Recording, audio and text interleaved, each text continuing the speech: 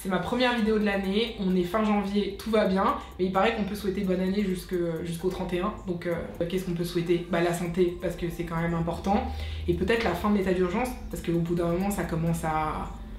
ouais, la fin de l'état d'urgence quoi. Santé et fin d'état d'urgence. Voilà ce que je vous souhaite, ce que je nous souhaite.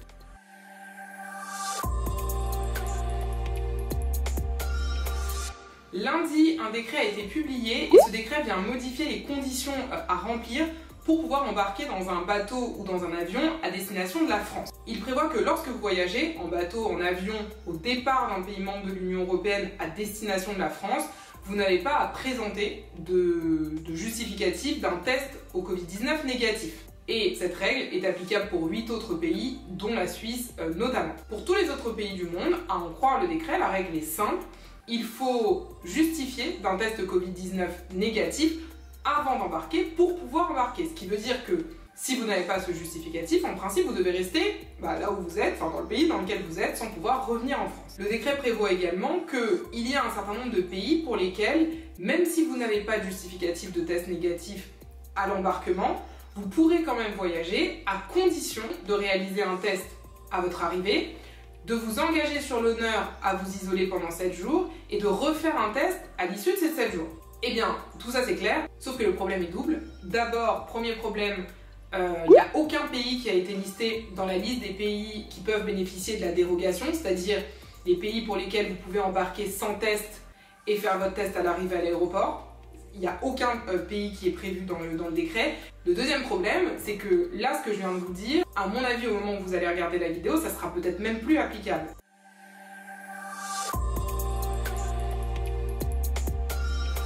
Mardi s'est ouvert le procès de l'ancien Premier ministre Édouard Balladur et de son ancien ministre de la Défense François Léotard devant la Cour de justice de la République. Vous le savez, la Cour de justice de la République est là pour juger les membres du gouvernement des actes pénalement répréhensibles, donc les délits, les crimes qu'ils ont pu commettre à l'occasion de leur fonction. C'est la raison pour laquelle Édouard Balladur et François Léotard sont jugés par la Cour de justice de la République et non par le tribunal correctionnel.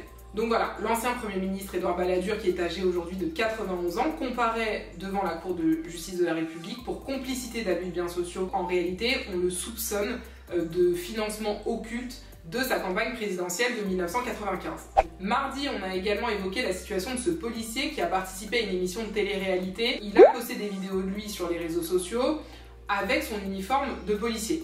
Et là, peut-être que certains vont me dire quel est le problème. Vous le savez sûrement, les policiers et les gendarmes sont soumis à des obligations déontologiques. Ces obligations déontologiques sont inscrites dans le Code de la sécurité intérieure. Et ces obligations déontologiques prévoient notamment qu'en toutes circonstances, les policiers, les gendarmes doivent se comporter avec dignité et doivent s'abstenir de tout acte qui porterait atteinte à la considération, à la réputation, à l'honneur de la police nationale ou de la gendarmerie. Et donc, l'enquête devra déterminer si, au sens de sa hiérarchie, le fait qu'il s'affiche sur les réseaux sociaux avec son uniforme et de l'utilisation qu'il a pu en faire viole ou non ses obligations déontologiques. Mardi, je vous parlais également d'un arrêt qui a été rendu par la Cour européenne des droits de l'homme en matière de changement de sexe. La Cour européenne des droits de l'homme a rappelé qu'il doit être possible d'obtenir un changement de la mention de son sexe à l'état civil sans pour autant avoir forcément à subir une opération chirurgicale de changement de sexe. Autrement dit, je vous prends un exemple concret, vous avez une personne qui naît avec un pénis, elle est donc enregistrée à l'état civil en tant qu'homme. Plus tard dans sa vie,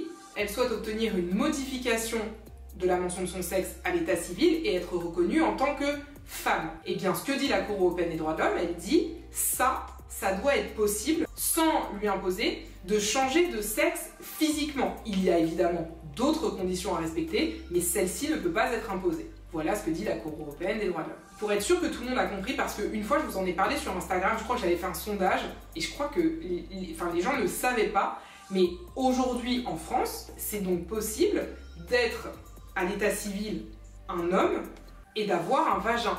De la même manière, c'est possible d'être reconnu à l'état civil en tant que femme et d'avoir un pénis. Puisque, je le répète, la Cour européenne des droits de l'homme dit vous devez pouvoir obtenir le changement de la mention de votre sexe à l'état civil sans avoir forcément à subir une opération chirurgicale de changement de sexe. Bon, comme on est à Strasbourg, on va y rester. Je vous parlais mardi d'un arrêt dans lequel la Cour européenne des droits de l'homme a sanctionné la Suisse parce que la Suisse avait condamné une femme, une ressortissante roumaine, qui se livrait à la mendicité sur la voie publique. Donc elle avait été sanctionnée à une amende, et comme elle n'avait pas payé cette amende, elle avait été condamnée à faire 5 jours de détention. Donc pendant 5 jours, on l'avait mise en prison. La Cour européenne des droits de l'homme a sanctionné la Suisse. Elle a considéré que la sanction qui avait été infligée à cette femme était une sanction disproportionnée qui portait atteinte à sa dignité dès lors qu'elle était déjà dans une situation extrêmement précaire, qu'elle avait très peu de ressources et que finalement faire la manche était vital pour elle, c'était le seul moyen pour elle de pouvoir survivre. D'ailleurs, lorsque j'ai évoqué cet arrêt, j'en ai profité pour vous faire un rappel sur la réglementation applicable en France, pour vous indiquer qu'en France, il n'y a pas d'interdiction générale et absolue de mendier sur la voie publique. En revanche, dans certaines circonstances, la mendicité pourra être sanctionnée. Par exemple, si vous utilisez un enfant pour mendier, par exemple si vous exploitez la mendicité d'une autre personne. Il pourra également y avoir sanction en cas de mendicité en réunion et de manière agressive ou sous la menace d'un animal dangereux. Et dernière précision, c'est que s'il n'y a pas d'interdiction générale et absolue de mendier sur la voie publique en France, au niveau local, les maires peuvent prendre ce qu'on appelle des arrêtés anti-mendicité pour préserver l'ordre public. Mais même là, il faut faire attention, puisque ça a déjà été le cas, ça a déjà été fait. Le juge administratif pourra tout à fait censurer ces arrêtés anti-mendicité s'il considère qu'ils ne sont pas nécessaires, s'il considère qu'ils ne sont pas justifiés et qu'ils portent une atteinte disproportionnée aux droits des personnes.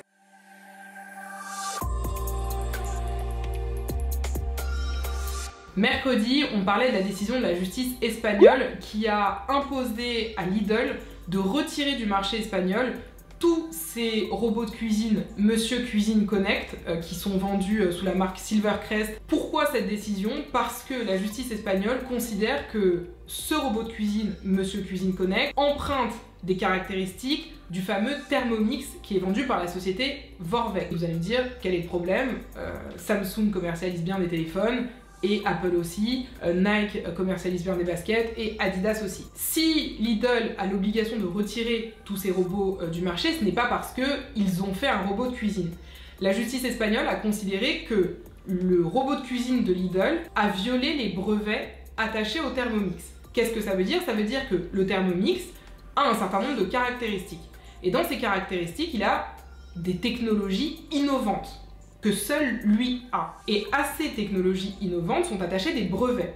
Et ces brevets appartiennent au titulaire du brevet, c'est-à-dire finalement à celui qui les a mis en œuvre, qui les a inventés, qui les a créés, si vous voulez. Et là, en l'occurrence, les brevets sur un certain nombre de caractéristiques appartiennent à Thermomix. Problème, au sens de la justice espagnole, on retrouve ces caractéristiques dans le Monsieur Cuisine Connect, alors même que la marque n'a pas l'autorisation d'exploiter ces technologies protégées par brevet. C'est la raison pour laquelle, au sens de la justice espagnole, et j'insiste sur le fait que c'est au sens de la justice espagnole, le produit Monsieur Cuisine Connect qui est commercialisé dans les enseignes Lidl viole les droits attachés au Thermomix de la société Vorwerk. Et j'insiste vraiment sur le fait que cette décision prise par la justice espagnole ne vaut qu'en Espagne. Mercredi, le Sénat a rejeté la proposition de loi visant à allonger le délai pour avorter à 14 semaines. Il est actuellement à 12 semaines. Ce rejet fait suite à l'adoption d'une motion qui a été déposée par le groupe Les Républicains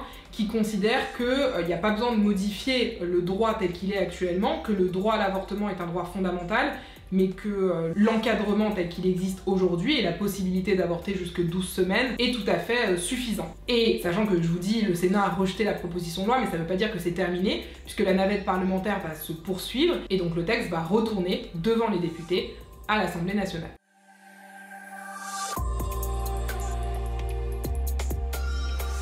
Jeudi, l'Assemblée nationale a adopté le projet de loi prorogeant l'état d'urgence sanitaire jusqu'au 1er juin 2021. Vous le savez, en principe, l'état d'urgence sanitaire devait s'arrêter le 16 février prochain et il était prévu, enfin on espérait, rentrer ensuite dans un régime transitoire, un régime de sortie de l'état d'urgence sanitaire, mais a priori, compte tenu de la situation, l'état d'urgence sanitaire va se poursuivre et tout ça, faut le faire valider par le Parlement. Donc l'Assemblée nationale a adopté le projet de loi, c'est maintenant aux sénateurs de connaître du texte et de le voter, sachant que les sénateurs pourraient tout à fait décider, par exemple, de modifier la date, de décider que ce serait pas jusqu'au 1er juin, mais je sais pas, jusqu'en mai, par exemple. Je dis toujours, le Sénat a adopté la proposition de loi visant à protéger les jeunes mineurs des crimes sexuels. Cette loi, qu'est-ce qu'elle fait en fait? Elle vient criminaliser tous les actes de pénétration qui seraient commis par un majeur sur un mineur de moins de 13 ans, en considérant que